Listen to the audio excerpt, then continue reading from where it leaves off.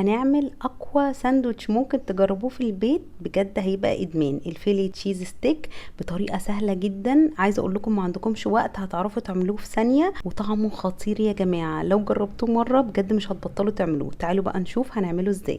في طاسه هحط معلقه صغيره من الزبده ومعلقه صغيره من الزيت، واول ما يسيحوا كده ابتدي بقى اجيب الفينو بتاعي افتحه بالشكل ده واحمصه كويس جدا ياخد لون ذهبي وقرمشه حلوه. النار بتبقى اعلى من المتوسطه شويه، ما تخلوهاش عاليه قوي علشان ياخد تحميصه ولون حلو زي اللي انتوا شايفينه ده، بيفرق جدا في طعم الساندوتش في الاخر. تحت الطاسه مطرح العيش وحطيت معلقه صغيره من الزبده ومعلقه صغيره من الزيت، ونزلت ببصلايه تكون متقطعه شرايح رفيعه. اقلب البصله دي كويس جدا واشوحها لحد ما تدبل معايا وتوصل للون الذهبي الخفيف اللي انتوا شايفينه ده، وبعد كده هشيلها من الطاسه. وفي نفس الطاسه احط معلقه صغيره من الزيت، وهجيب بقى اللحمه بتاعتي دي بفتيك متقطع رفيع قوي وشرايح صغيره بالشكل اللي انتوا شايفينه ده. انزل بشرايح اللحمه، وهنا النار بتكون عاليه علشان انا مش عايزه اللحمه تنزل اي ميه خالص. هشوحها كويس جدا وانتوا هتلاقوها استوت بسرعه لانها متقطعه رفيع. اول ما تاخد اللون الحلو ده هبتدي ان انا انزل البصل اللي كنت مشوحاه في الاول واقلبهم مع بعض بقى كويس جدا، واخلي النار هنا تبقى متوسطه، ومش هنحتاج اكتر من ملح وفلفل اسود بس من غير اي توابل تانية. الساندوتش ده ميزته ان طعم اللحمه بيبقى ظاهر فيه وبتبقى حلوه قوي كده من غير اي اضافات تانية. اخر حاجه بقى اضافه الجبنه. انا هنا اخترت الجبنه الموتزاريلا، تقدروا تختاروا الجبنه الشيدر او اي نوع جبنه بتحبوه.